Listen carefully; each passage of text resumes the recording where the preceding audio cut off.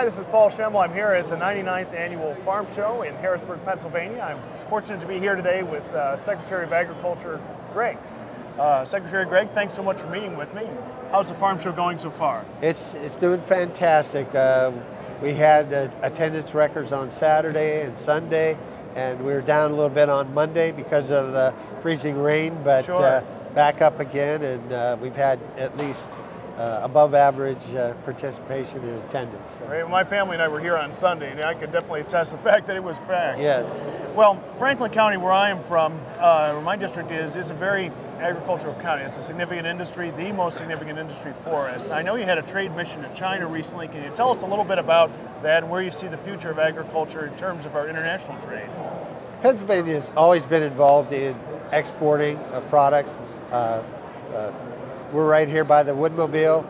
Pennsylvania is the hardwood capital of the world. Sure. And we export about $1.7 billion worth of hardwood products.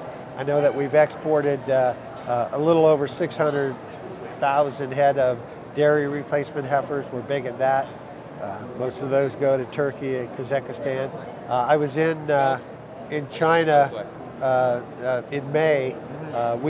We had, it was a USDA trade mission, and so I traveled with USDA for the first 9 days, but after that, they were Pennsylvania trade stops. And we talked to several different businesses. We talked, of course, to the Chinese National Furniture Manufacturers Association and several other small companies that buy wood products off of Pennsylvania. That's fantastic. It's an industry that we certainly want to see expand beyond our own borders.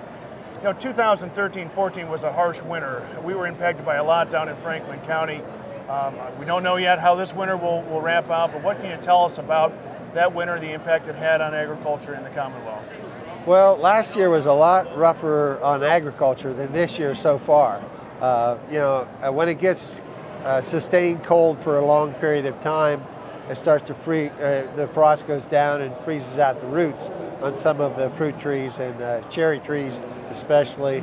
I know that it's bad for alfalfa hay and some of the legumes, but a lot of that will come back, but the cherry trees will probably have to be, and some of the fruit trees will have to be replaced. But this has been a great year for apples. We have an abundant harvest of apples this year, and the price is fairly decent. And the price of milk for the past 4 years has been, or at least 3 years have been fantastic. There's been record prices. Of course, that brought up the price of corn and soybeans.